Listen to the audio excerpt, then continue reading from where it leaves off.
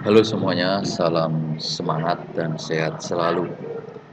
Kali ini saya akan menjelaskan fitur pivot table atau table pivot yang ada di spreadsheet. Apa itu pivot table? Pivot table adalah fitur yang memungkinkan pengguna untuk dengan cepat merangkum, menganalisis dan menyajikan dan meringkas data dalam bentuk tabel yang interaktif. Gambarannya begini. Jadi misalkan kita ingin mengetahui penjualan laptop hanya di bulan Januari saja. Dengan menggunakan pivot table ini mempermudah kita meringkas data. Jadi tidak seperti kita harus memasukkan rumus atau formula untuk mencari penjualan data yang hanya di bulan Januari. Dengan pivot table ini mempermudah kita mencari meringkas data. Kita tidak perlu masukkan rumus lagi. Kemudian pivot table ini ada dua, yaitu pivot satu dimensi, artinya kita hanya mencari data yang disajikan berdasarkan satu kolom atau baris saja. Kalau pivot dua dimensi digunakan untuk menyusun, menganalisis berdasarkan dua dimensi, yaitu bisa menggunakan baris atau kolom. Untuk lebih jelasnya, mari kita memulai. Kita mulai dengan pivot satu dimensi dahulu. Untuk menggunakan pivot table, kita bisa klik sisipkan atau insert. Kita klik sisipkan atau insert. Kemudian di sini ada tabel pivot atau pivot table. Kita klik, akan muncul kotak informasi seperti ini. Kemudian kita klik ini, pilih tentang data. Kita klik, ini artinya kita akan memilih tabel mana yang akan dijadikan sumber data. Kita blok, nanti akan muncul sheet 2, A4 sampai D16. Ini artinya yang kita gunakan sheet 2 dari sel A4 sampai D16. Selanjutnya kita OK. Kemudian di bawahnya ada semacam option. Pivot table itu akan ditaruh di sheet baru atau sheet yang ada. Jika kita pilih yang atas, sheet baru, maka jika kita klik buat, nanti akan muncul pivot tidak di lembar ini. Nah, untuk kali ini saya akan klik sheet yang ada supaya mempermudah kita mengecek sumber datanya dan tabel pivot.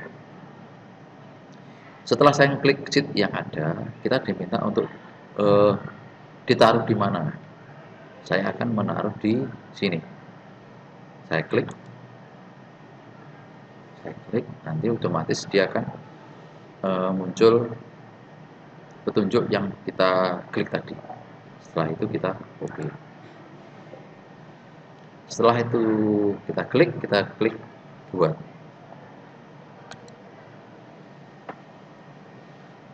Nah, akan muncul editor tabel pivot. Sementara ini kita akan membuat pivot satu dimensi. Misal, kita akan mengetahui bulan dan penjualan saja. Berarti pada baris ini kita klik tambahkan. Kemudian kita pilih bulan. Kemudian pada nilai kita ingin menampilkan penjualan. Kita klik. Nah, otomatis pivot table itu sudah muncul. Ini adalah pivot table satu dimensi. Jadi di bulan Februari itu dari semua penjualan laptop itu sebesar 63 juta. Januari 38 juta, Maret 65 juta. Ini dari semua penjualan laptop Acer, Chromebook, dan Asus. Terus bagaimana jika kita hanya ingin mengetahui hanya Acer saja? Kita carinya di bagian filter. Di sini kita klik tambahkan. Karena yang kita ingin cari adalah penjualan Acer atau Chromebook atau Asus saja, berarti yang dipilih adalah laptop. Kita klik laptop. Kemudian di sini ada kotak, kita klik.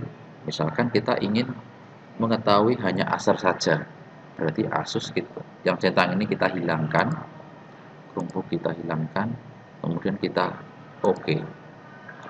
Dia otomatis akan menunjukkan jumlah penjualan di bulan Februari. Acer itu semua terjumlah 37 juta. Di bulan Januari hanya Acer saja 25 juta.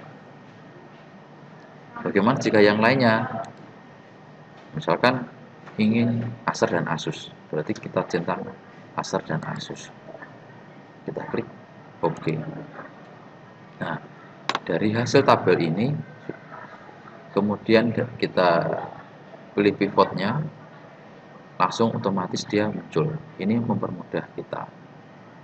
Nah, sekarang kita bagaimana menggunakan pivot table ini dengan dua dimensi. Berarti pada kolom ini masih kosong, jadi kita tambahkan, misalkan kita tambahkan area. Klik area. Nah, secara otomatis